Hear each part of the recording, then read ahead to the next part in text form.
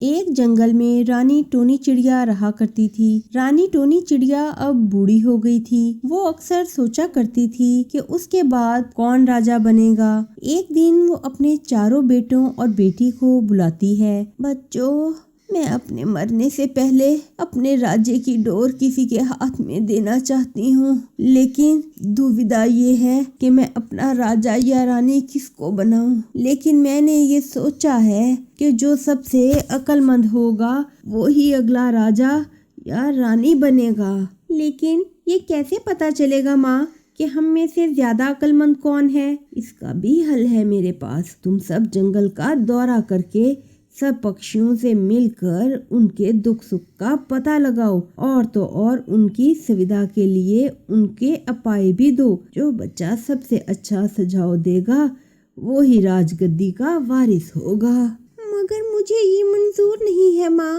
रानी की शर्त चारों पुत्रों को मंजूर थी, लेकिन टुनटुनी को मंजूर ना थी। क्या मैं पूछ सकती हूँ, ये शर्त आहर तुम्हें मंजूर क्यों नहीं है टुनटुनी? माँ, मैं आपकी छोटी पुत्री हूँ, मुझे रानी नहीं बनना। मैं आपकी सेवा करना चाहती हूँ माँ। बेटे की बात सुनकर रानी खुश हो जाती है और फिर चारों पुत्रों को जंगल का दौरा करने की आज्ञा देती है। चारों बेटे जंगल से गुजर रहे होते हैं कि वो एक चील साधु को तपस्या करते हुए देखते हैं। तो सूरज चिड़ा कहता है, रुको, देखो कोई साधु तपस्या कर रहा है, आओ इनका आशीर्वाद लेते हैं। फिर वो साधु को रानी की शर्त के बारे में बताते हैं। गुरुजी, हम चारों में से जो सबसे अक्लमंद होगा वो ही जंगल का अगला राजा होगा, इसीलिए हमें आशीर्वाद दें कि हम चारों टोनी माँ की दी हुई परीक्षा में सफल हो जाएं। मुझे तो ये समझ में नहीं आता, मैं तुम चारों को राजा बनने के लिए एक साथ आशीर्वाद कैसे दे सकता हूँ। मगर एक उपाय है मेरे पास। राजा बनने का आशीर्वाद लेने के लिए मेरे इम्तिहान में पास होना पड़ेगा।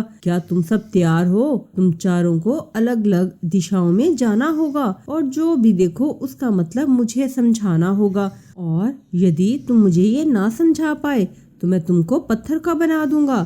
शाम होने से पहले तुम सबको यहाँ लौट के आना है।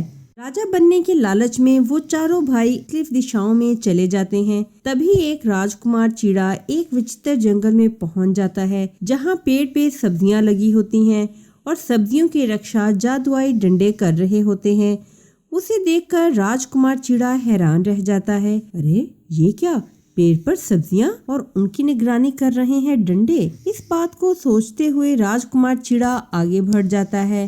राजकुमार को घूमते घूमते शाम हो जाती है।